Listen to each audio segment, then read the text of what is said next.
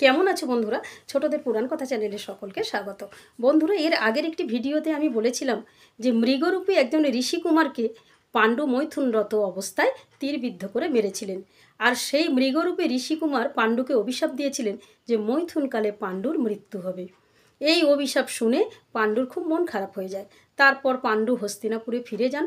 কুন্তী এবং মাদ্রীকে বলেন যে তিনি আর সংসার করতে চান না, কারণ তিনি তার স্ত্রীদের সঙ্গে মৈথুন করতেই চাননি। তার স্ত্রীরা সে কথা শুনে বললেন, আপনি যদি গিয়ে তপস্যা করেন, আপনি যদি সংসার না করেন, তাহলে আমরাই বা সংসারে থাকবো কেন? আপনার সঙ্গে আমরাও বনবাসে যাব। তখন পাণ্ডু বললেন, তাহলে তোমাদের এই রাজ আভরণ তোমরা খুলে ফেলো। কুন্তী এবং মাদ্রী তাদের রাজ আভরণ খুলে ফেললেন এবং পাণ্ডুর সঙ্গে তারাও বনবাসে গেলেন। দীর্ঘদিন বনবাসে থেকে তারা গভীর তপস্যা করলেন। সেই কঠোর তপস্যায় তারা অস্থি চর্মসার হয়ে গেলেন। পাণ্ডু বুঝতে পারলেন যে এবার তাদের স্বর্গারোহণের সময় হয়েছে। তিনি তার দুই স্ত্রীকে নিয়ে চললেন স্বর্গের উদ্দেশ্যে। তিনি তার দুই স্ত্রীকে নিয়ে শতমুখ পর্বতে পৌঁছালেন। সেখানে গিয়ে তিনি দেখলেন অতি মনোরম একটি স্থান। সেখানে মুনি ঋষিরা রয়েছেন, দেবকন্যারা সেখানে সরোবরে স্নান করছেন। বিভিন্ন ফুলের গাছ, ফলের গাছে জায়গাটি পরিপূর্ণ। সেই অতি মনোরম স্থান দেখে পাণ্ডু তার দুই স্ত্রীকে নিয়ে সেখানে বিশ্রামে বসলেন। তখন ঋষিকুমাররা বললেন, আপনি কি? আপনি কেন এখানে এসেছেন? তখন পাণ্ডু বললেন যে আমি হস্তিনাপুরের রাজা, আমি পাণ্ডু।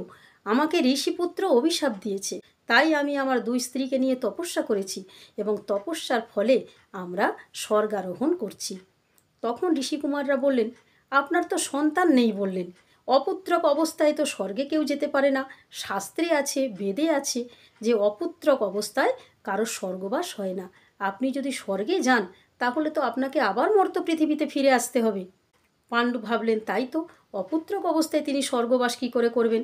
ঋষিকুমাররা বললেন যে আমরা দিব্যচক্ষে দেখতে পাচ্ছি আপনার অতি বীর্যবান বলবান কয়েকটি পুত্র সন্তানের জন্ম হবে।